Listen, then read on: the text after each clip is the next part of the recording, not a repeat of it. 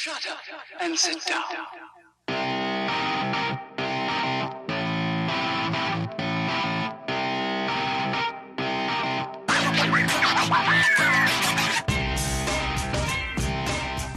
Hey everyone, do you think you're a football genius? Or do you just want to win $300? Well, guess what? The time is now, and now is the time. Join PlayActionPools.com and search for the BBO NYG Podcast Pick'em Pool. Pick every game each week in the NFL season with the spread, and if at the end of the year you are in first place, you're getting paid. Hurry up and log on. Find out how you're eligible to win this prize. Hey, what's up, Giants fam? Welcome to the Big Blue Offensive Podcast. I'm Mike. That's Jules. That's John. We are back with another episode after another disappointing, but this is a heartbreaking loss. Man, Jules, what do we got on tap today besides talk about that Washington game? I mean, heartbreaking. And then at the same time, I'm about to start going as Jules Nostradamus because I literally fucking called the game to the T. God. We will get into more of that in a few. And I also called out a few surprise picks, so when we get to that segment of the show, we're definitely going to have some lamps there. But, we got to talk about some things in the NFL as far as the whole taunting rule that's been going on and how it's been affecting the first couple of weeks of the season. And then some injuries, and then hopefully let's get reviewing for that Atlanta Falcons. But yeah, man, definitely got to talk about this game. And you know what? I'm gonna let you guys start with it, only because of what I had just mentioned and the fact that I said that I almost predicted this fucking thing to a T. All right, and after having reaction Thursday night, and I'll get into more details regarding that. Did you make it to work on Friday? Did any of you guys make it to work on Friday? I barely made it. It was a close call, man. I think I was still drunk when I went into work that morning, and everybody's like, yo, what are you doing here? We always have Friday morning meetings. Yeah, we're surprised you made it here. I'm like, it was a rough fucking night. I was pissed. First off, because I was pissed originally at that fucking offsides. I'm like, how are you going to go offsides on a field goal, dude? Really? And now that it comes out a day later, you're showing he really technically wasn't offsides, but you moved. You went in the neutral zone, dude. You just don't move until the ball's officially snapped. Don't give the refs an opportunity to call that bullshit because Washington's at home. So I don't want to hear the whole apology by the NFL saying he technically wasn't offsides, but he kind of was. I don't know. What are you guys feelings on that? Do you think he was or wasn't? No, I don't think he was. But when you watched the game originally, John. Oh, when I watched the game and the kick went off, I was looking at the fucking uprights. I was not looking at Dexter Lawrence. But when they showed the replay, though. Yeah, when they showed, I mean, listen, by the time the replay was being shown, the flag was already out. So at that point, it was just mourning the death of the season. So, I'm in a bar. You guys know I'm not a big drinker. I'm not a big gambler. I was away from my brother's bachelor party in Pittsburgh, of all places. And that. I was fucking drinking. It was, at that point in the night, everybody was lost interest. They already were gone. I'm the only one that's a really big Giants fan. And I'm fucking yelling, screaming. I got this 4 random old dudes fucking next to me at this bar in Pittsburgh. And shots. Yeah, dude. I was fucking having a good time. Stressful, but good time. And then fucking, the next day you look and you see that, I mean, he timed his get up as close as you possibly can to the center snapping the ball. So I saw that video that everybody saw, from behind Dexter. You can see the center clear as day, and they just show you back and forth. He didn't jump before the snap. If he was lined up, an inch over fucking where the line is where the line of scrimmage is, and he's not allowed to touch. I mean, it was the closest of close calls. And realistically speaking, you can't, on both sides, both for Dexter Lawrence and for the refs, you can't let that be the reason why a game ends. Don't call that bullshit. There's ticky-tack flags, which we'll get into with the Daniel Jones run. But shit like that, man, this game is about the players. This game is about the players. It's about the coaches, not about the fucking refs. 100%. That's what football is, bro. It's the same thing with baseball and the fucking strike zone and umpires and all that bullshit. The game is about the players. That's not why, about the fucking refs, not about the fucking umps. that's why in that movie, Saving Silverman, it's when that dude took the spear and he fucking chucked it and went through the fucking ref. You remember that? Like he took like the 4th down marker, chucked it, and it went right through his chest and killed him, and he went to jail. So Saving Silverman, that's a good. Just remind me really quickly. Was he able to jump back from the neutral zone before the ball was snapped? No, Juice. When you watch it, did you notice? Did you see like when they showed the replay? Weren't you like originally pissed at Dexter? Like, what the fuck? Why are you going? Of course I was. Of course I fucking was. I mean, but look, you see, like here's where that rule really just comes into like being sort of a judgmental call, simply because if it was regular offense and they were out there, that guy has an opportunity to get back, into his defensive position, unless he causes one of the offensive linemen to flinch, which didn't occur. I guess if his helmet is still caught in the neutral zone across the ball before as the ball's being snapped and he didn't get back, I mean, technically, I guess it is a penalty. But he's the first one that moved, Jules. You know what I mean? He's the very first guy that moved.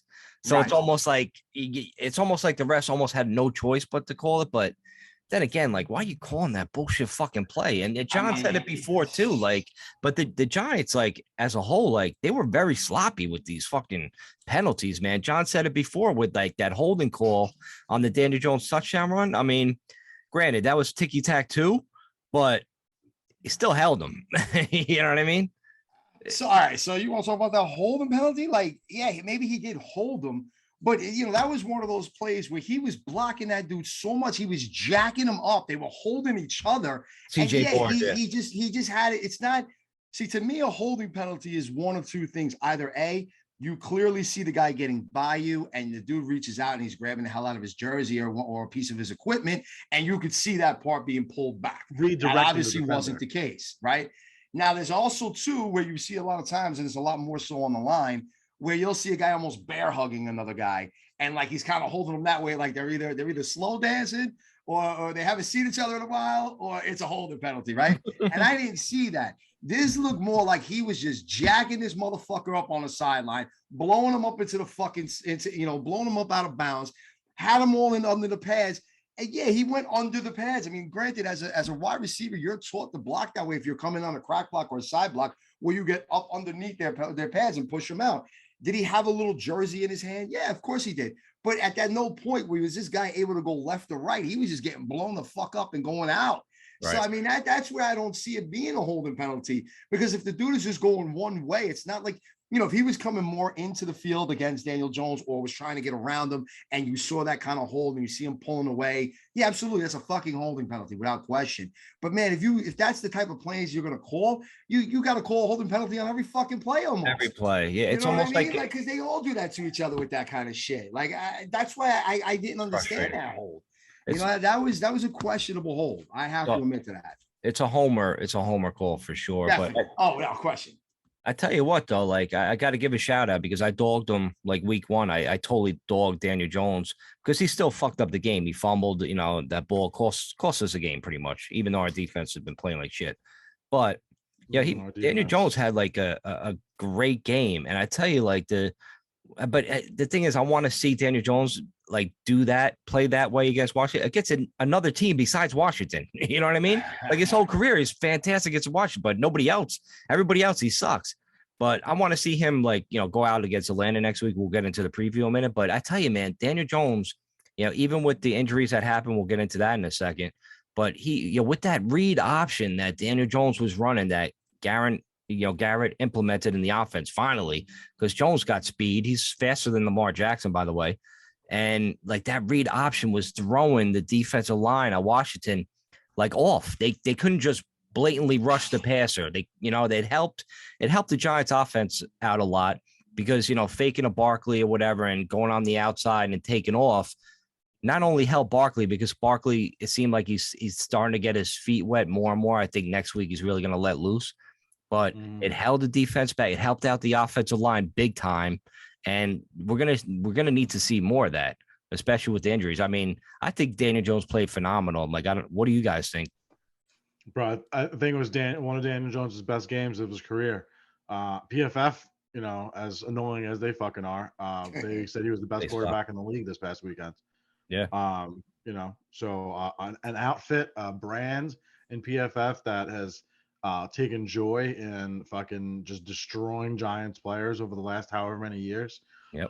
For them to go out and say that he had one of the cleanest, best games of any quarterback right now. And bro, listen, he's through 2 games, doesn't have an interception, has one just fucking disgusting, fucking terribly unlucky fumble.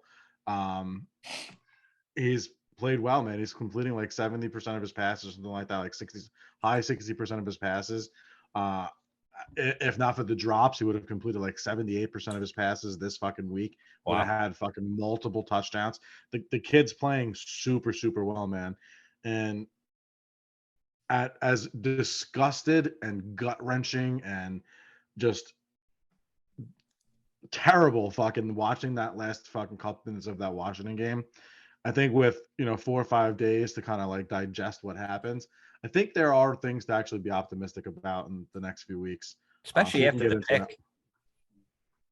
Especially after the pick. Yeah, we should have iced that game right there after the Bradbury pick.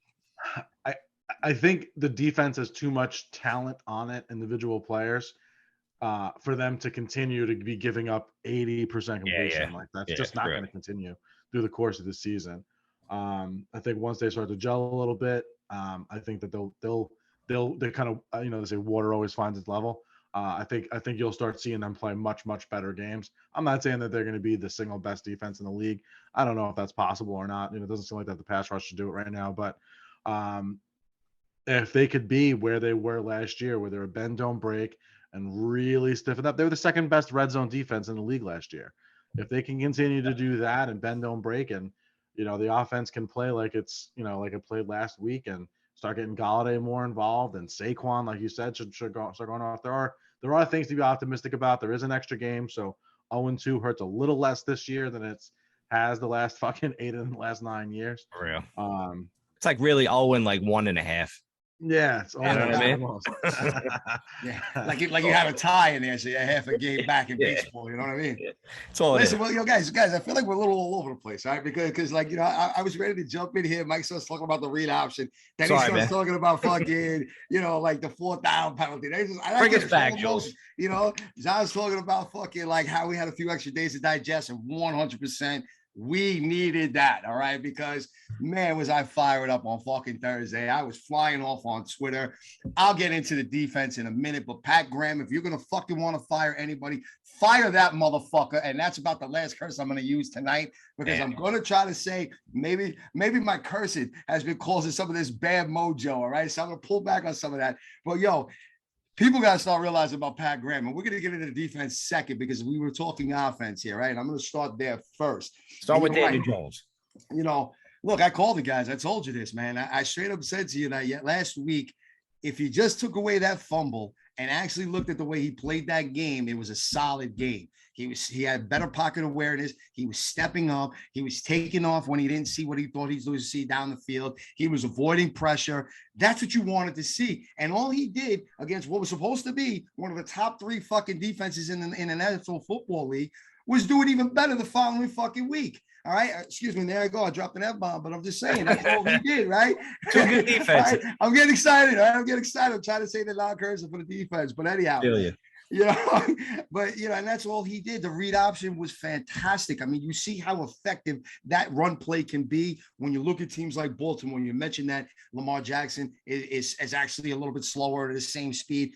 Lamar Jackson definitely has a hell of a lot more agility, and he can go side to side and protects the ball a little bit better. But you're right. If they had a race today, he might be able to beat Lamar Jackson on a straight running race. But, with that said, that's some of the talent that you need to utilize in Daniel Jones. You need to make him a threat as a runner, especially if you're having a little subpar run game because you're playing against 2 very good run defenses in back-to-back weeks with a hurt running back, right? Yeah. With a guy that's coming off of a major injury that you could see him getting his footing back, because when Barkley exploded for that 41-yard run, he looked good. but he still didn't look like Barkley, right? Nah, he wasn't all the way there. Right, you could tell right. like that looked like an 85% Barkley run, right? Like he was like that's what he had in the tank, which still looked better than any other running back we have on the team. Still looks better than probably half the fucking league. Yeah, but that's what I saw there as far as what Barkley was coming out and saying.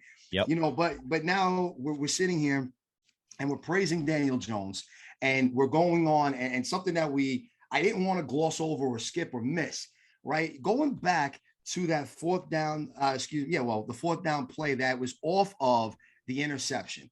We come out on offense. We're up. We are winning by 3 points at this time.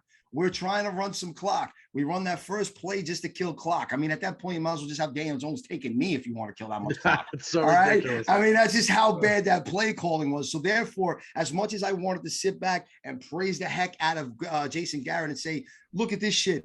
He turned Daniel Jones around.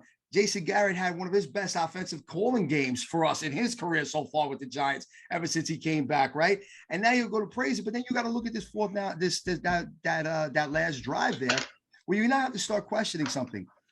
Who was that more to blame? And this is something that was a huge discussion on Twitter at the end of the day on Thursday.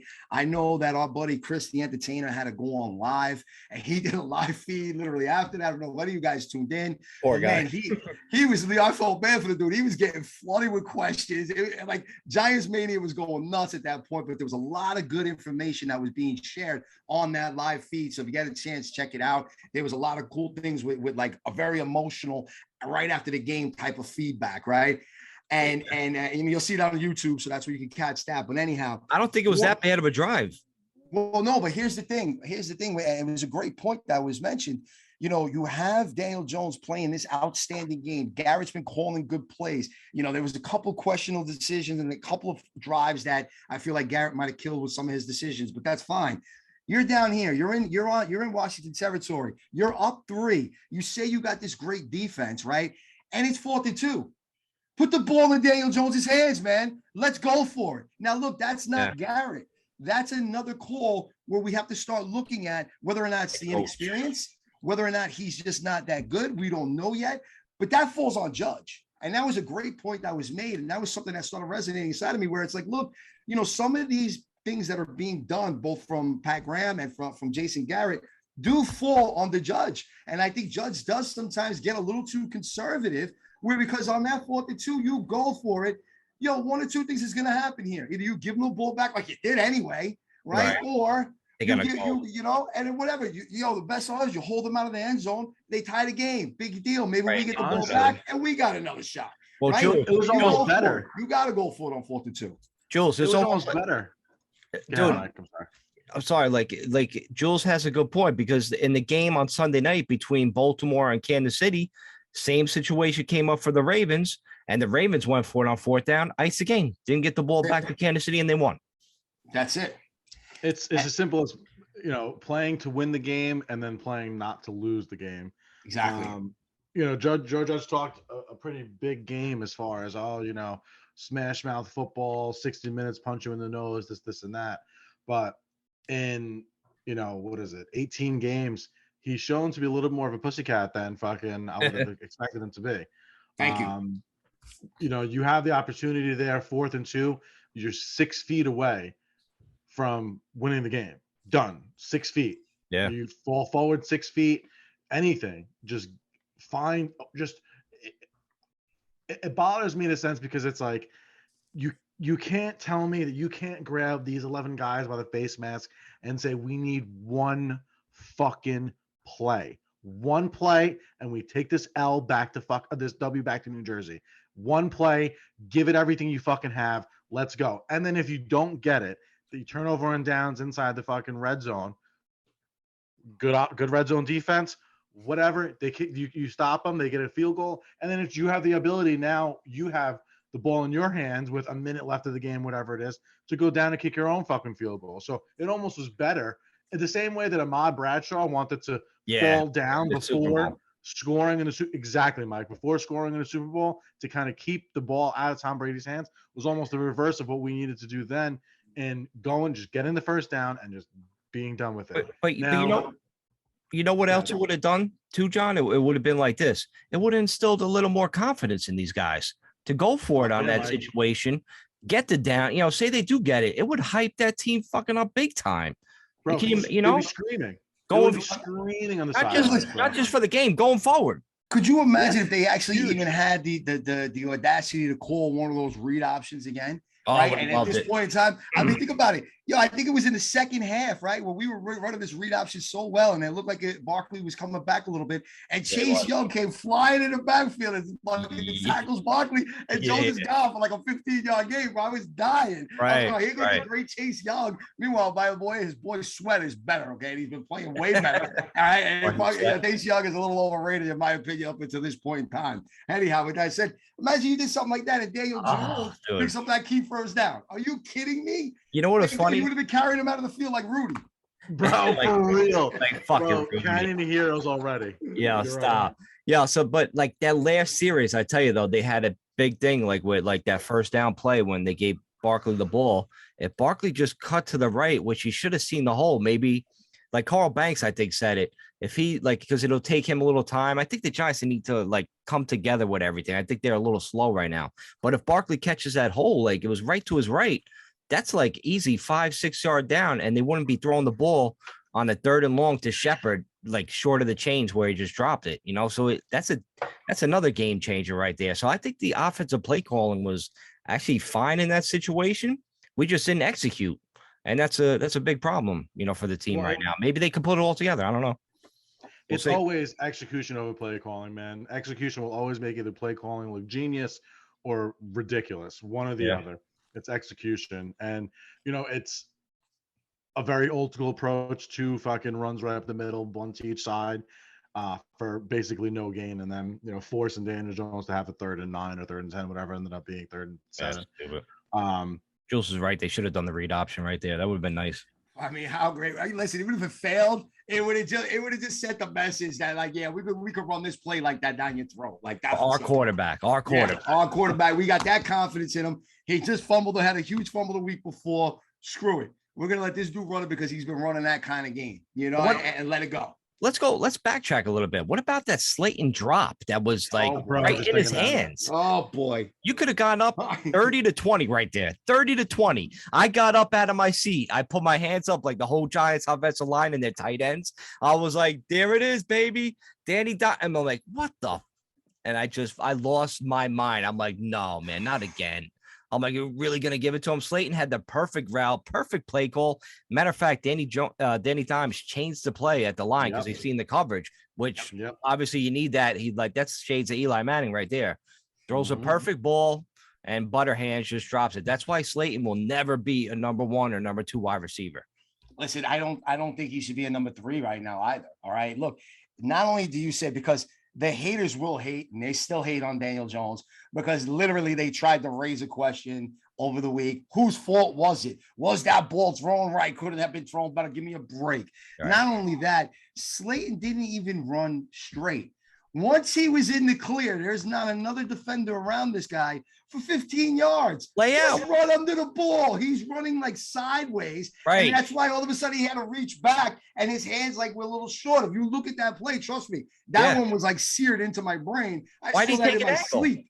Why did he take an angle like that, Jules? Why did he do that? It made no sense. I was like, where is he running? Like, you're out there, the ball's thrown perfectly on a dime, no pun intended, but literally like that. Like, it should have been a rope right to him. If he runs straight, he starts veering off and then has to kind of come back for the ball, and then all of a sudden it goes off his hands.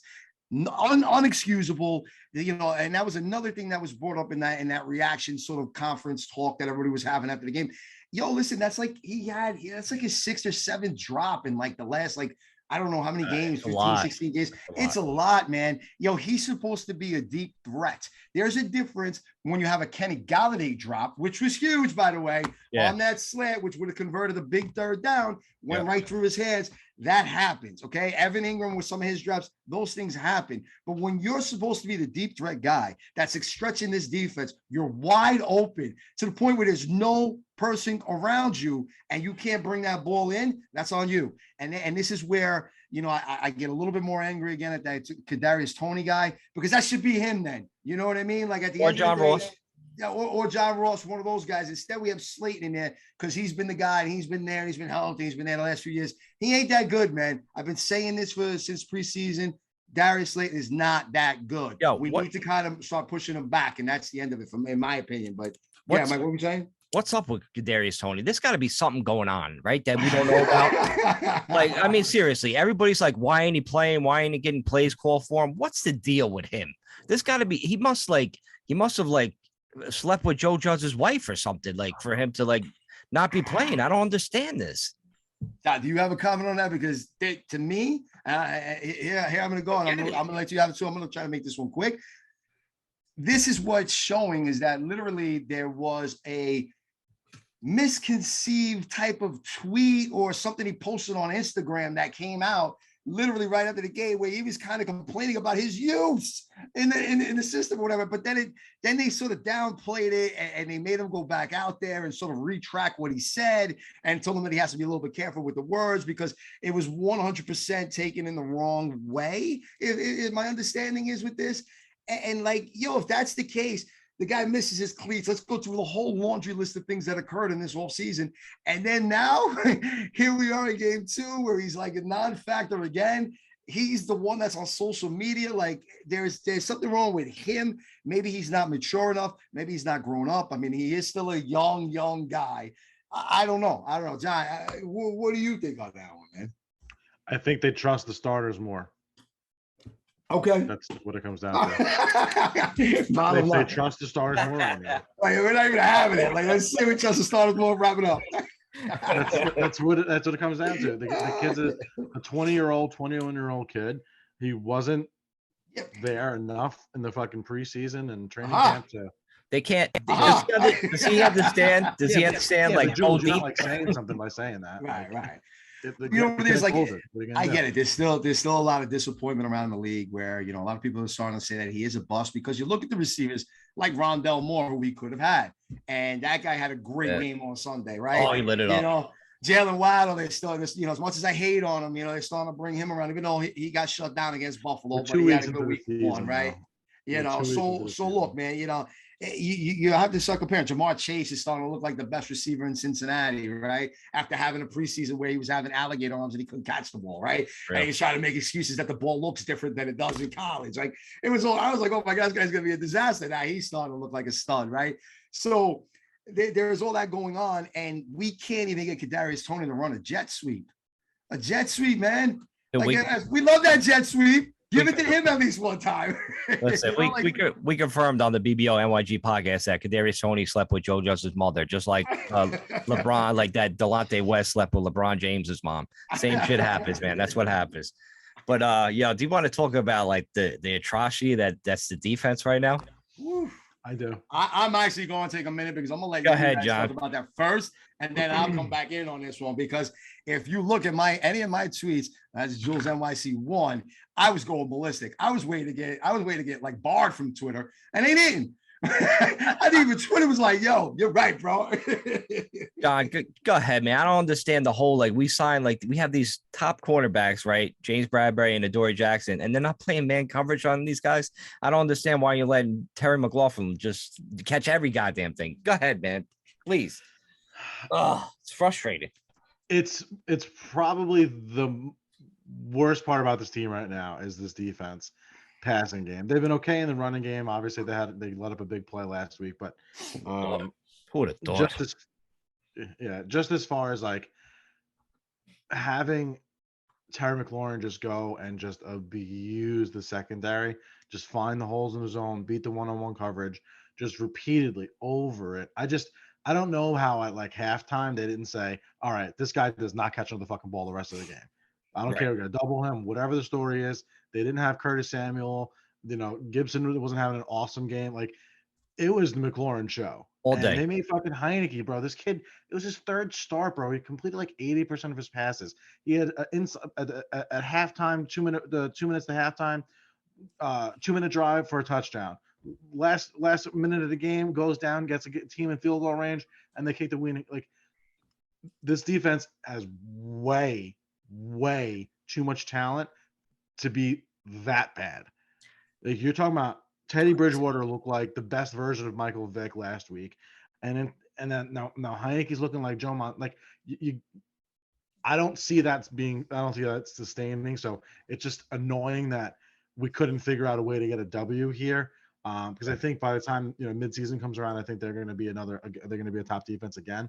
You think it's a 3-4? You think it's a 3-4 defense? No, it's just execution, man. It's just execution, that way to me. Bro.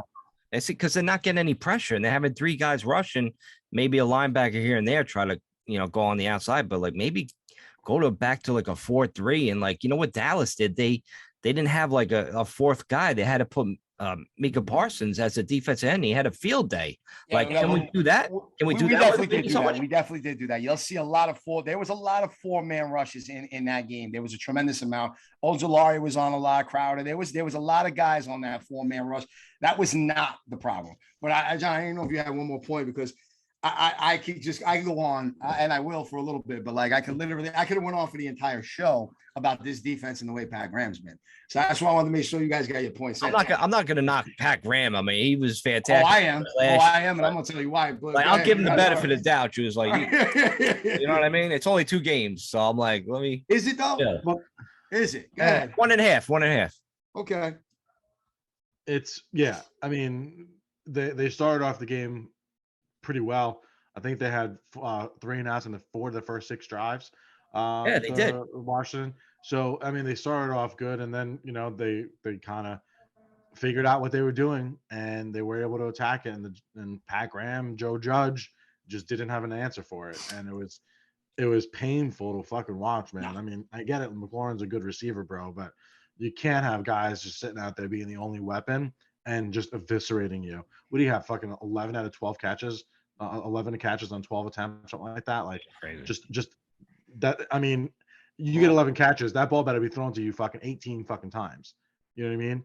Like, you can't have balls just not touch the floor. Like, that's crazy. Not with a quarterback like Heineke, bro. Like, yeah, he's looked good when he's played, but he's had 3 starts in the NFL. He's been a journeyman. He's been in the league for years. He's had 3 starts. He's not exactly fucking, Yeah, but I could throw in his off zone.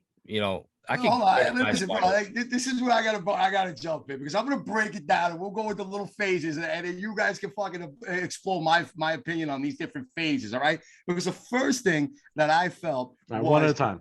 Literally watching. Yeah, it's number 1. I even put it down as number 1. No. All right. I was like, number 1. I felt like as soon as the second half started, it almost got into like I don't know a better way to describe this, but like a pissing contest in a sense between Jason Garrett and Pat Graham. And I don't know how I seen this and how this played out to me, but it did. I felt as if they both almost got so conservative to the point where it was like, well, I'll hold Washington to a field goal. Can you score again? And then literally we'd come down and we get all the way down the field and then boom, we're kicking another field goal. Why did Graham Gano have 5 field goals, dude? All right. And it was like they were going back and forth with that. It was driving me absolutely insane because I'm looking at this and I'm like, neither one wants to be the guy to be to blame and make a mistake. It's outrageous, like at this point. But then Garrett did take the shot. Slayton drops the pass. Right, he did have a couple of those big plays where Graham kept playing that soft zone. It was friggin' killing me, okay? And you know what? It's gonna kind of overlap as this one point, right? And this is the whole point to it, is that he was playing this soft zone where he was trying to rush 4 guys, okay? Like we had this great 4-man rush line, like we're Tampa Bay or we're Washington or we're the Rams, right? We don't. You got to mix it up. You got to bring guys from different angles, different blitzes. You're playing Heineke, okay? This guy, once we put any kind of pressure on him, sure, we gave up a couple of big plays here and there, but he was so shell-shocked, Pat Graham, from week 1 when you were going against a veteran quarterback who was reading some of these blitzes and was exploiting those blitz packages with a great offensive line versus a guy that was like making his 3rd fucking professional start. And now all of a sudden you're afraid to blitz him with different angles and different kinds of attacks. That's what killed it. He started relying too much on that BS from last year. And you guys definitely 100% used to support this like crazy. Ooh, Pat Graham is so genius. He disguises all these different coverages. It was even confusing the GOAT, Tom Brady. That's why we were in that game. And what happened? As the season progressed, and we played the Cardinals, we played the Ravens. San Fran figured it out early. They lit us up. They found that little zone, that weakness. It was crap, bro. They just kept finding the empty part of the zone. That's what you do. He don't mix it up. Pat Graham sucked in Miami, and he's showing you why he sucked then, and he sucks now, okay? Unless he starts getting way more aggressive and he starts utilizing his weapons, this is going to be continuously going on from week to week. It's unexcusable. Dude, like I saw at the end of the game, and I still don't understand why no one has brought this up on social media or anywhere. I posted it like crazy. The last 4 plays, Blake Martinez is standing there spying on Heineke, not doing anything. I couldn't figure out what he was doing. We're rushing 4, and Blake Martinez is just standing there. The first time, I just thought they didn't get the play in in time, and maybe he got confused. Usually you pick a zone or you run and rush the quarterback. He didn't either. So then I see it a second time, a third time. I'm like, that's a design. That's the coach calling something that I don't know what the hell it is. Yo, it's just, it's ridiculous. Definitely, and if you guys don't start paying attention to Pat Graham, who maybe went over blitzed in game 1 and then refused to blitz in game 2 as being part of this problem, I'm telling you, man, you're missing the boat. I don't think it. I mean, yeah, I kind of agree with you with the whole Patrick Graham thing, because it was like another narrative spinning around on social media, like, oh, the Giants missed Dalvin Tomlinson. I'm like, I don't think they miss him as much as people think. You know, I think it's definitely more to do with like that soft zone and not utilizing our talent, especially our talent in the secondary. I just don't understand that. You gotta throw some blitzes up in the box and get to these guys and show them something different. I mean, but listen, next week's a whole nother situation. So the last drive of the game, they played man and got beat up. So they tried it. It just didn't work. It's execution. What? Who was Blake Martinez's man? He was covering Heineke? I don't know. The ghost. Oh my God, yo. Like it's fine at that point in time. Blitz him. Let's rush 5-on-5 at least. Like, make the dude useful. It's not like he's like 8 feet tall and he's gonna just jump up in Heineke's face from him across the line of scrimmage and be able to bat the ball down like he's Mutombo or something. Like, that ain't happening. So what was he doing? You didn't utilize your best tackling machine player in the last drive that cost you the game. Come on, man. Like, yo, it was a joke. Listen, I don't care who you are. Heineke, you could give me what was that? I don't care. You can name any kind of quarterback that's in the NFL that made it, okay?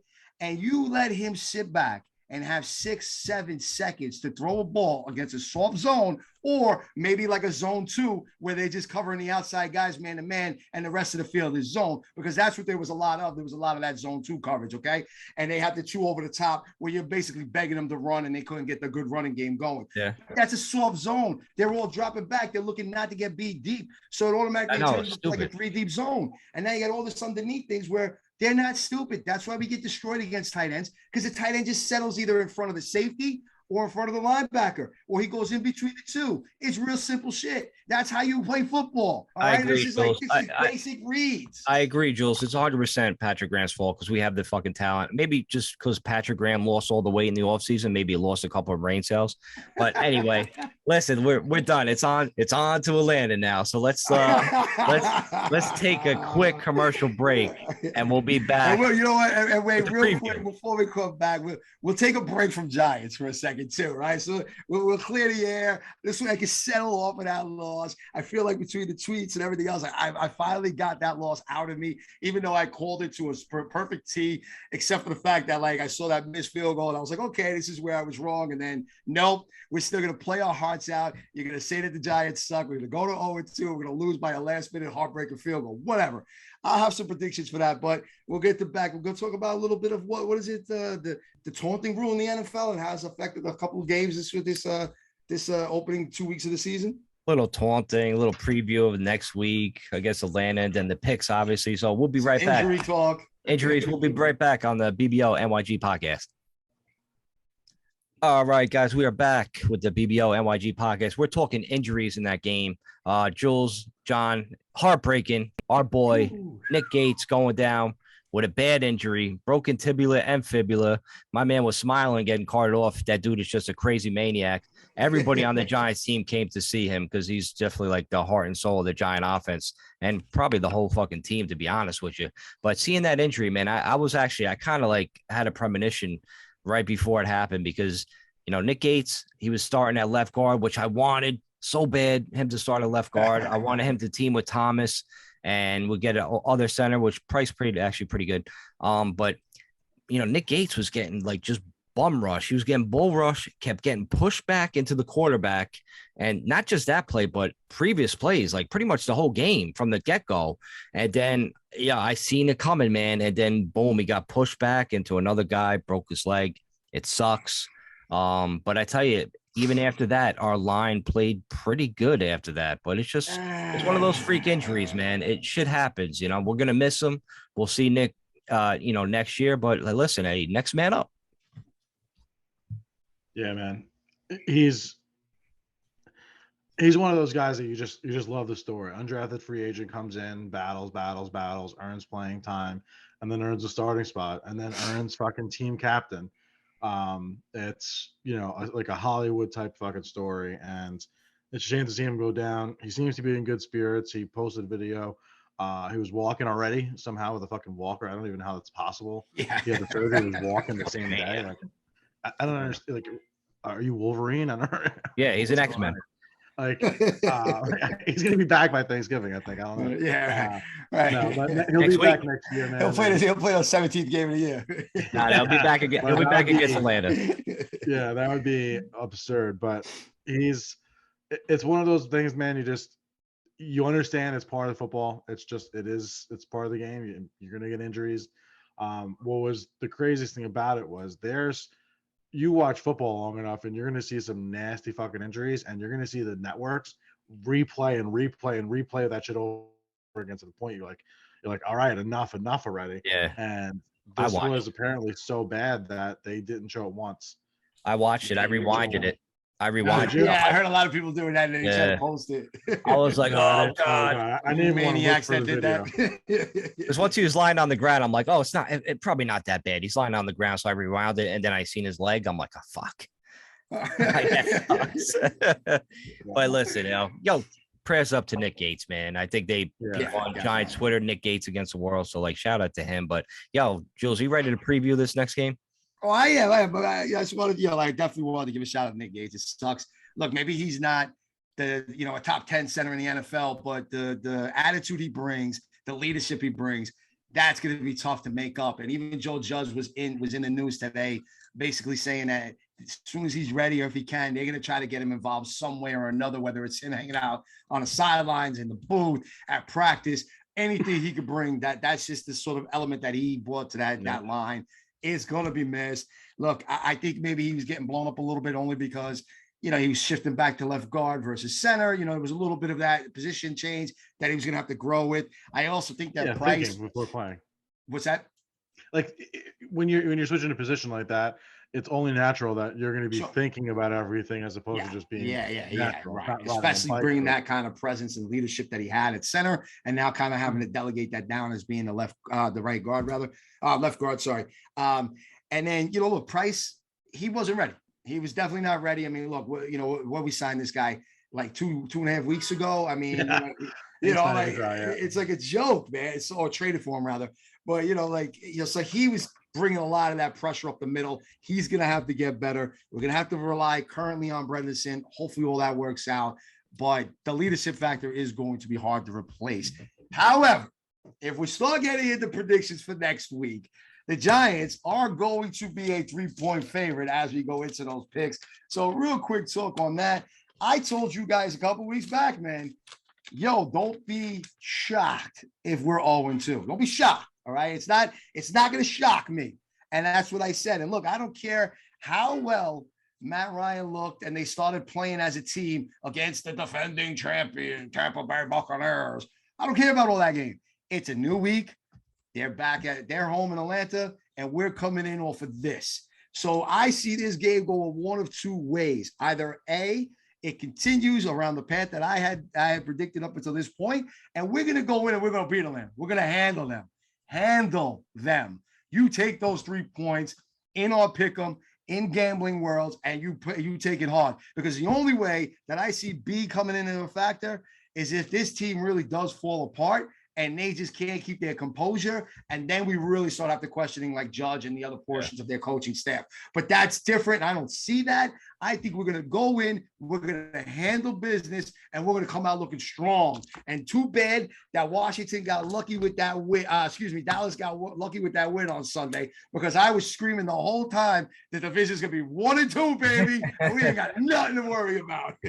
I only got one preview for that Giants Atlanta game. It's Eli Manning Day, so you can't lose on Eli Manning retirement day, going in the Ring of Honor and stuff. So, and the only other guy I'd be worried about if I'm the Giants is Kyle Pitts, because he's going to catch a lot of balls because he's a tight end, and obviously we don't know how to cover tight ends for all my life. Is he a tight end though? Just because you got him on your fantasy team, Mike. I mean, it's considered a tight end on my fantasy, and I also got Gronk. I signed him for a big deal, and I got Darren Waller. So if anybody wants to trade me a running back for one of my tight ends, please reach out to me. Except for Darren Waller, I'm not trading him. But that's all my preview I got for the Giant game. We're gonna get that dub, man. We're gonna get that win. John, what do you think? I think that it is a real life playoff game. It's one thing to go 0-2, and it is a literal nail in the coffin if you go 0-3. So Atlanta's sloppy too, man. They look like garbage. They were within like 28-25 against Tampa Bay, and they blew it.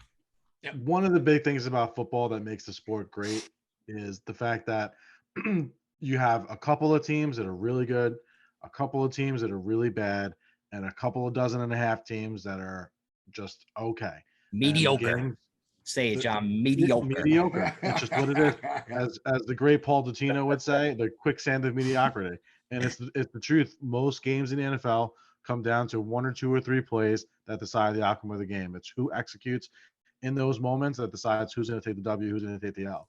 Richard Sherman, mediocre. He said it also. Yeah.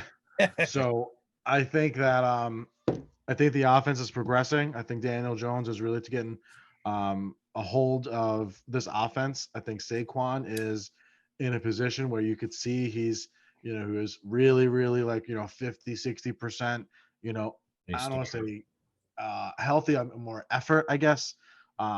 In week 1 and week 2, which is only a few days later, you saw, like he said, he revved it up to 85%. And I think with another 10 days rest and I just got to believe this team has that fucking fight in their blood, man. We saw it last year. It wasn't a mirage. We saw it for 16 games last year that they have fight. It's the same fucking players, with the exception of a couple. That's it. So I want Pat Graham's defensive calling is a mirage. They just got to put it all together, guys. They just got to put it all together, man. When everything comes together, it's going to be magic. John, throw out the score prediction, man. Come on. Giants, Atlanta, what? Let's go right into the picks. We'll start off. I'm saying we're going to start with that pick and we'll go backwards or something. But hey. Let's go. John, don't be out of pick. I got mine. I want you to have yours too, Mike. 31-21. 31-21. All right. I think we're putting up 40. 40-3. 40-3. Oh, okay, bro. 1% better execution. We would have put up 40 already. Hell yeah. Season. I listen. I gotta go. Wow. I'm so the funny thing was my initial instinct was to put down 27-10, but then I forgot how bad of a defensive coordinator Pat Graham is, so I changed it. And wow, man, I'm so close to John. I'm at 30-17. So this is getting weird, bro, because as we get into picks, there was a couple of them that John and I agreed on that were money. Okay, yeah. Speaking of the picks, listen, here's the standings for our pick 'em pool. And, just sign up for playactionpools.com, man. Go look for the BBONYG podcast, pick 'em pool. Make your picks. It's never too late. But right now, Woody is number 1. My boy, Jeff. He has 27 total points, but guess who's number 2, guys? Us 3 on the Big Offensive Podcast back. Listen, guys, we need some more competition here. Come on. We're on our way, comes man. back after a hiatus in week 1, and boom, we're right back in second place, baby. Let's go. And then my boy Nick is in 3rd place, 80-54. So there you go, man. There's the pick. So, listen, we're not going to stop this magic, Jules. I'm going to set it up. We're going to go to you first, and then we're going to – Yeah. You can't kill the rotation now. No, that's it. It has to stay like this. So, all right. So, let's go. The The Giants is obviously -3, so we're all taking them. Yeah, I think we're that might all be. on board, especially with our predictions. I think that's a money ball pick right away, right? I would say. You know what? Moneyball it. Right? I'm in with the money ball. I think say, we'll you know agree what? on that. Look, we're the podcast, and we don't try to be homers like that. But look, I've been calling that game. I've been screaming, circling it from preseason. I said we were going to go in and beat them. I said it tonight. I said we're going to handle them. Unless this team is ready to collapse, we might not come out the gate. We might not come up busting out. But, yo, we're going to come out in that second half. I guarantee it. Yeah, Moneyball it. I like that. Yep. A quick side note. We're going to get into the taunting real quick right after this pick and play. I almost forgot about that, but I do want to talk about quick, like 2 minutes about that. All right. So here we go. The Panthers are -8. This is the Thursday night game. -8 against the Texans, which the Texans lost their starting quarterback, Tyrod Taylor, who is out, right, officially? Yeah, he's definitely officially out, hamstring. Oh, I never thought I would have say in the year 2020 that, Tyrod Taylor's a starting quarterback again, but here I am. So Panthers -8 against the Texans. Jules, what do you think, man? Well, it's crazy because when I first saw this game going into this week, I thought of my survivor pool. And the survivor pools are the ones where you literally get to pick a team one time. And once you use them, you can never pick them again for the rest of the season. And they just have to win. They don't even have to cover the spread. So I saw this, thought about, the quarterback situation. Wasn't sure if it was official or not about Taylor. And was like, man. And the only thing that held me back a little bit was like, is Sammy D really going to leave New York? Because that's his new name. He's Sammy D. Sammy D. Until he starts messing up again. That's Sammy D. We gotta give him a new name. He can't have the same name that I called him when I was a Jet. That's true. Is Sammy D really gonna go from the Jets to Carolina and be 3-0? Oh my God, bro. I think it could be. Think about what you said. All right? That's crazy. New York, listen, we all might be Giants fans, but like you still live in New York. You still read the back page with the Jets too, right? There's even like things going on. Did the Jets not give him enough time? Like, I forget it, man. Sammy That's the only thing that I'm holding back. I mean, look, should they win? The Panthers defense is very good. That 8 points is a lot, though, man. And they're in Texas. Carolina's on the road. It's a Thursday night game. I mean, do they win? Most likely. Do they crush them? I don't know. I guess give me the Panthers -8. But I'm not confident at all. I'm going Panthers, so there it is. Panthers it is, man. Like I can't take this backup quarterback. I think I said 2020 Tyrod's out. It's 2021, right? I forgot what year. Yeah. Man, I gotta chill with the extracurricular activities. I mean, Tom, were you feeling Texas at all? Bro, I'm looking at their the last 2 weeks of their offense. Looks like you were looking at something else, but I Let's look at that porn. Yeah, mid podcast. Where the fuck is it? Why can't I find? So Texas pretty much haven't got blown out yet. 26. Right? That's what it is. So they do. They do though. And they know. Like that's where I'm skeptical, man. I'm like, I hate those Thursday night games. I hate them and love them. That's it. Don't matter. It's 2 out of 3. You chose the Panthers, Jules. That's it. Let's go. Like what's the next one on the docket here? All right, next game. Titans are at home -5.5 against the Indianapolis Colts, who also lost their starting quarterback. I know Wentz. Like, who hurts 2 ankles? Like, I mean, what are you, a race car driver or something? Like, you got into an accident, you were shifting gears with one foot, and the other foot was on the gas pedal, and like that's how you hurt both ankles? Like, I've never, in all the years of watching sports, heard a guy hurt both ankles. Like, I don't know. That's just Carson Wentz, man. I just miss making fun of him being in the NFC East. But, I mean, with that said, wow. Titans had an amazing comeback against Seattle, in Seattle. Derrick Henry looked like the beast that he is. They're at home. I'm sorry, the Colts are going to start off a lot worse than people thought. I got to go Titans here, -5.5. Yeah, I agree. Yeah, I agree too. Titans it is. All right. Next game. Chiefs are at home -6.5 against the Chargers. Chiefs versus that's Chiefs all day. What's the spread again? 6.5. 6.5 on ESPN. Yeah. And it's in KC. In Kansas City. Oh God! Bro, the way they lost last week, I think they're gonna come out and they're gonna want to humiliate. You know what? Here's the only. If this game was in LA, I might be feeling the Chargers. Listen, guys, Look, they pulled out that game against Cleveland in the fourth quarter, and that was week 1. And now here comes Baltimore, who was in a slugfest on a Monday night against the Raiders. They lost in kind of heartbreaking fashion where you thought they would come out with that punching power, and they did. And look, it was a gutsy call by Harbaugh on 4th and 2. Look, I don't know, man. You know, one thing we always forget, there is that whole thing of called a Super Bowl hangover, right? And these guys avoided it. Then they won the Super Bowl. Then they got another Super Bowl back, and they lost again. You know, I know they improved that O-line. They should win this game. I don't know, man. I like it's 6.5. Yeah, you got to go with the Chiefs, but I'm not like full in on them. Who are you saying, Chiefs or Chargers? Chiefs, but I'm not full in. I'm telling you, just be wary on it. I actually like the Chiefs too, so we all agree on the Chiefs and Titans. All right, next game is Bills are at home. Bills Mafia -8.5 against the Washington football team that has no name. So we got to pick one. I'm gonna keep this one simple. They lost in Buffalo. They had to go back on the road and win in Miami. They're coming back home. Washington sucks. They're gonna get woken up. Buffalo's gonna spank them. I like Buffalo. I like Buffalo too. I know John likes Buffalo. Yep. Next game, Arizona and the Jacksonville Jaguars. Cardinals are -7 in Jacksonville. Yeah, that Jacksonville team's just been playing so bad. So bad. I hate the Cardinals. Been playing good. I don't like it. That Jacksonville team until Jacksonville puts it together. I have to go all on whoever they're playing against. I think Trevor Lawrence right now leads the league in most interceptable balls. Yeah. Or no, it's on most uncatchable passes.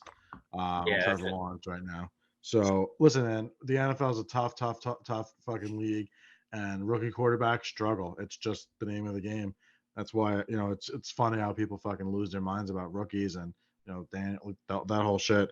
I despise Kyler Murray, but I gotta go Arizona here. So Cardinals it is. For the record, I actually like Jacksonville, man. Cardinals always, when they're favored like anything higher, like 5 or 6, they always have a hard time covering, man. And that the way they played against Minnesota, back and forth, I could see Trevor Lawrence, with that offense, with him as quarterback, I could see him keeping it close. But hey, you guys wanted the Cardinals. I hear you there, right? Especially if they're going to go East Coast and on the road again, and right. Yeah, you're right. That's why I didn't Moneyball it. Yeah. No Moneyball for that one. All right, next game, another 7 is the Browns at home -7 against the Bears. Listen. I've been tooting the Browns horn. I thought they were going to cover that 12.5. Bears don't impress me. I know it's going to be Justin Fields. I know that's going to be interesting. Or Andy Dalton. I think they said he might be healthy. So I got to go Browns -7 all day. John, what do you think? I think Browns as well. You think Browns? All right, Browns it is. All right. Next game, the Patriots -3 at home against the Saints. You know what sucks about this one? Went on fire. What sucks about that game is like if I wasn't having to do a pick'em league, I would never touch that game with a 20-foot pole. That's the first thing. Because I don't know what's going to show up, right? Is New England this new team? Why? Because they had a good game against Miami, who got whooped by Buffalo, or are they? And then they beat the Jets, right? And then we have the Saints come out and they look fucking like they're gonna win a Super Bowl, and then they get bumped, right? So I don't know. I'm gonna go with the home team just because I think they both are just too, hit or miss for me to really give a good bet on it. But I'm not feeling them like that. I'll tell you that much. I'm back and forth on this game. John, what do you think? The Saints, their Metrodome fucking stadium went on fire. It caught on fire today, right? Yeah. Crazy. How does it really? Somebody got fucked. Oh, that sucks. Somebody how do you start a fire on a roof? What the hell happened? Probably smoking a blunt or something up there. Yeah, you really got to travel all the way up there to fucking go take some hits. All right, so I don't know about this game. I'm back and forth, John. If you pick the Saints, John, then I'm gonna have to pick, and I really don't know what to pick. You went Saints, John? I really don't know. I guess go Patriots, man. If I when in doubt, bet on Bill Belichick. Yeah. And the home team, and that's it. That's really all it is. You there with 3.5? It was 3 exactly on the money. 3, all right, right on the number. Yeah, see, even Vegas don't know. That's just that standard home favorite spread. It's a little weird. Yeah, it's definitely a game you stay the hell away with. Next game, Ravens are -8 in Detroit. You know what? If you would have asked me this question maybe 12 hours ago, no, a little bit longer than that, like 11 hours ago, a little less than that, and I would have saw that halftime between them and Green Bay, I would be like, take the points. This Detroit team is surprising people, all right? Right. But then you saw the second half. Aaron Jones was too much. If Aaron Jones is going to run on them like that, so are the Ravens. All right. And the Ravens need this win to go to 2-1. You got to go Ravens. I'll give me the -8. Give the -8.5. I'm Ravens all day. The only thing I like about the Lions with their offense, they pass the ball pretty well. Ravens got to beat up secondary. Do they go back and forth between the Ravens' great run game against that Lions defense? Does the Lions with golf like keep up with their passing? So I'm going to take the points. Ooh. Lions roar. Yeah. So John, it's up to you, man. Oh, there it is. All right. We have our first one of the evening. All right, guys. We got to speed this up. Ravens, huh? All right. Ravens it is. Ravens it is. Wait, he said Ravens? Yeah, Ravens. All right. So we did go with the Ravens. All right. Yep. All right. Next game. Steelers are at home -4 against the Bengals. Big Ben hurt his Steelers all day. Steelers all day. I hate that team. I told you the Bengals last week. I'm telling you all day. Steelers all day. They're gonna win by like 10. I actually like the Bengals. Up to you, John. Pittsburgh's getting 3.5, huh? 4. Pittsburgh's -4. Yeah, I'm looking at ESPN. Sorry. Pay attention to me, John. I'm telling you the spreads. Word. You were just in Pittsburgh. Is that a sign to take Pittsburgh? That's what I'm trying to say. I was just in Pittsburgh. I got to go Pittsburgh, right? Yeah, I figured. Pittsburgh it is, -4. All right, next game. The Denver Broncos are -11 against the New York Jets. Okay, it wasn't until I saw this on the calendar and I said to myself, okay, that's my survivor pick. Me too. The only thing is 11 is a lot, man. A lot, bro. Like, Denver could win 20-10 and they still don't cover, right? Like, so, oh my God, but that's their home opener. Here's another team that I would have never thought would be 3-0 at this point in time, but here we are. And I'll go Broncos. Broncos is -11. You're going to take the Broncos. All right, John. What do you think, man? That's tough. I think Zach Wilson's playing like what the media says Daniel Jones plays like. He's got like he's got 5 interceptions and 6 interceptions in 2 games. Yeah, 4 yet last week. Right. Yeah, dude. I don't think that he's going to play as poor. But listen, man, Denver, unfortunately, we saw it firsthand. They got a good defense and they start off the season hot. I think that continues, and it's another ugly game for our crosstown rivals. Yep. All right, Broncos it is. I actually like the Broncos. We all agree on that now? Yeah, I kind of like the Broncos. Are we going to moneyball that one? Because I don't know. I'm slacking on the moneyball. I don't know. I'm just asking. I'm clicking that. It's like the Giants and the Jets pretty much are Broncos moneyball. So bold New That's York. what we should do. The games that we agree on, all 3 of us pick the same team. That should be a moneyball. That's what we try to do.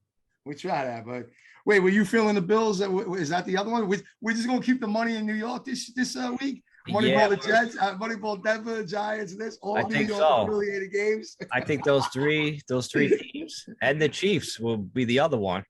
All right, there it is. That's our money thing. We have 1 more, right? There's a 4 money picks, but we got 1, 2, 3, 5 more games to pick. Oh, so maybe we don't get too crazy on the money just yet. All right.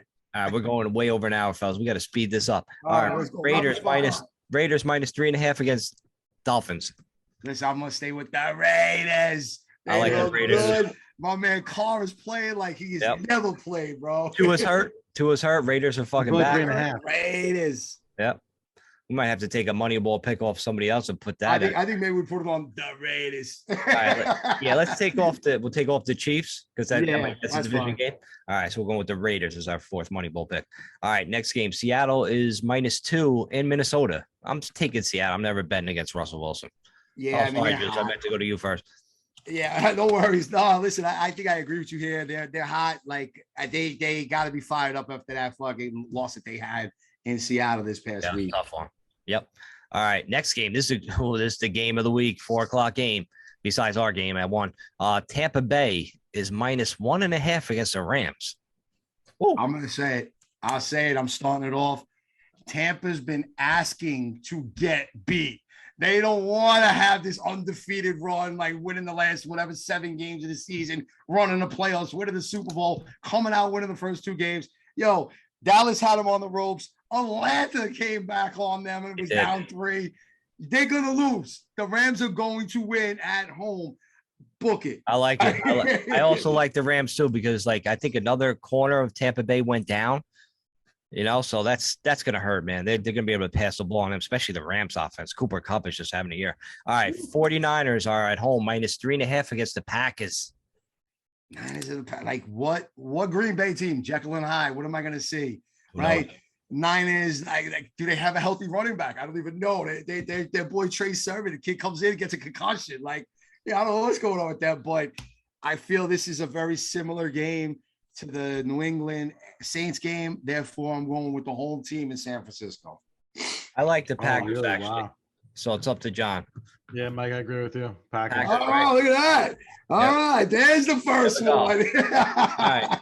The very last game is going to make all 3 of us sick. I don't think we should even pick a team, but here we go. I got a prediction. Cowboys.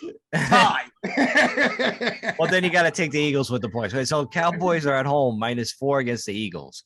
That's a Monday night game. It's gonna make me sick. I might have to call and work on Tuesday. Don't tie. So I don't know if something happens. As much as I was joking that the whole entire NFC East to be 1-2, this way maybe they'll be the division leaders at 1-1-1-1.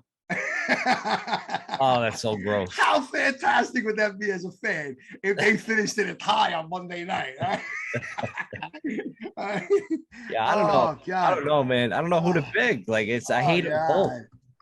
And you can almost say the same about them. Eagles look great against Atlanta. Yes, Dallas had a good game against Tampa, but they couldn't stop nobody. Then all of a sudden, Dallas' defense shows up, and their offense looked a little flat. And then the Eagles were, the Eagles, right? So, you know what? I wish I knew what Eagles team was showing up on this one. I'm gonna go crazy just because I can't stand them. I just have this weird feeling. Philly. I'll take the points. I want to hear what John got to say about this game. I think it's better off for the Giants if the Eagles win, but I think the Cowboys are going to take this, unfortunately. Wow. All right, John. Mike, what'd you say? Man, so now I got to pick. You're the one, because you never thought that the word Eagles would come out of my mouth. I understand. I threw you that curveball. No. You know what? I can't pick, so I'm just gonna flip this fucking coin. You can't do that. You can't do that. you got that gut feeling. You're gonna literally just put the teams out of your head and just look at it and say, "All right, wait, what? Really?" All right, a part of me just died right now because I have to say this, but I'm gonna take the Eagles with the points. So you know what? No, I feel better about myself because I'm taking the Eagles with the points, so they could still lose, but they could still win our bet. So I don't know. I guess I'll be happy. Exactly. They could lose by a last-second field goal by 3, and bang, hey, that's it. They covered. It's almost like it helped us out and pissed them off. Screw them. All right, so that's only better if the Eagles win that game, though. For us, huh? Right now, yeah. For the Giants, for the benefit of us. I think the Eagles aren't going to be as good a team as the Cowboys are. So if you can hand them an extra loss, the Cowboys are obviously more of a threat, and you don't want them to have a fucking, a game or essentially a 2-game lead on you. All right. I feel better about myself now. Yeah. Oh, listen. That helped me out. That got me off the ledge. I needed to hear that.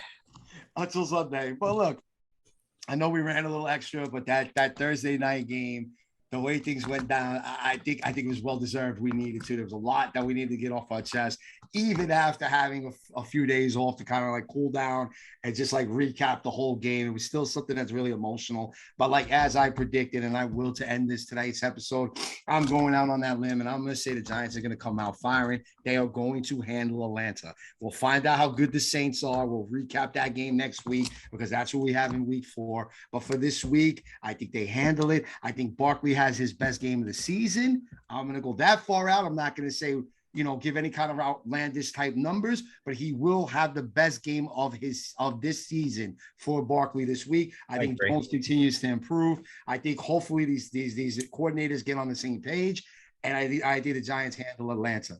All right, but you know that you will hear from us. You'll see us on Twitter. You know that's Mike Trainer MFT. You know you got the MYG Slap Parade with John. You know you got Jules NYC1. You know the channel is BBO MYG. You find us on Facebook. Find us on Twitter. You find us all on social media. Do us a favor. Hit the subscribe button. Follow us. Tell friends. Give us a like. Put some comments down there, right? All that kind of stuff helps us, all right? We appreciate every last bit of it. We'll see you next week when Jules, hold on, Jules. We got a PS. We got to talk. I want to hear you guys quick. A PS, real quick about that the whole taunting situation. I want to hear you guys' opinion. I got something to say about it. You could pause me, so I'm in pause right now. John, what's your quick take on the taunting penalties? You like it or? I think it gives Vegas another opportunity to control games. Oh, that's a good point. I didn't even think about that. My whole thing was like, do I agree? Do I disagree? I kind of actually agree with the fucking referees making these calls because you know what? I mean, if you guys played sports like Jules, like remember, like I was thinking about this today. Like, remember we played basketball at the park and we used to get that one dude that makes a bucket. He starts screaming his head off. And then it's all of a sudden, like next time down the lane, you just want to foul him into the pole and just break his legs, or you have your friends do it, like Dave or Anthony, or even Conrad sometimes too. But Conrad does it in a joking, funny way. He don't really want to hurt you unless he's going against you, Jules. Then he probably slam you into. And I gotta watch out for my neck. But there's always that one guy, like when you're playing sports, and you just want to punch in the head because they're just. You shouldn't be talking all that garbage. You know what I mean? There shouldn't be a place for it. I don't want to hear that noise like when I'm going against you. You know what I mean? Like, shut the F up. Yeah, but Mike, too, and you mentioned the park, there was a lot of times that guys would come up from different neighborhoods and play in that park, and they would come in chattering, and there was a few of them, and it would get the whole park rised up. It would get the energy level up. And guess what? If you don't talk like that, that's not your game. How bad did you want to not only maybe hurt him, whatever, but beat him? And when you did beat him, man, it was a whole different ball. I get it. Yeah, from that perspective, I say so. The only thing I don't like the over-the-top celebrations. Look, if you do a chest bump or you high-five your teammates, you're hugging them or whatever, fine. But when you start getting in someone's face, you start dancing over them, you start putting on some kind of retarded show in the end zone, that's over the top. That's way too much. It just takes away from the game. It shows the kids that are watching the game something that they shouldn't be doing, right? Because if you're congratulating your teammates, your coach, you're hugging each other, you're high-fiving, you're chest bumping, all good, man. You guys earned it, right? But like if you're over there doing some retarded routine where you're in the end zone and like some guys like rolling the football on the ground and you fall down like a bunch of bowling pins or some other kind of nonsense that they do, or you're humping the end zone or all that kind of stuff, man, that's garbage. You don't need that type of play in there. You don't need someone that is losing by 15 points and just got a first down to be doing the first down signal. Like all that kind of stuff. I think there should be some judgment in it. That's all. You had a good point too, man. I didn't even think about that. Like you almost like you want to, like a guy that talks that kind of shit. You want to beat him like so bad, so it even makes you concentrate. You just got that fire. Like, oh, now it's a game. Now it's a game. So I kind of get you that got me too. in this game, and you just woke up my team. Thank you. Maybe I'm all for the flags. Yeah, could be because that's almost like the same thing as like billboard material in the locker room. Some guy says something stupid and makes the headlines, and then he hypes you up. So shit, maybe the Giants need somebody to talk shit about him. Besides, they had what was his name, Monty. The media, the entire world. Man, smack me, but no one said anything about it. Let me catch the smack talk, and I'll start putting it on the show. Besides the clown ass media that Kadarius Toney calls them. But anyway. Yeah. Guys, we'll see you next week. All right. Yeah, wrap it up, baby. We'll see you as well out. Peace. Hey, everyone. Do you think you're a football genius? Or do you just want to win $300? Well, guess what? The time is now, and now is the time. Join playactionpools.com and search for the BBO NYG Podcast Pick'em Pool. Pick every game each week in the NFL season with the spread. And if at the end of the year you are in first place, you're getting paid. Hurry up and log on. Find out how you're eligible to win this prize.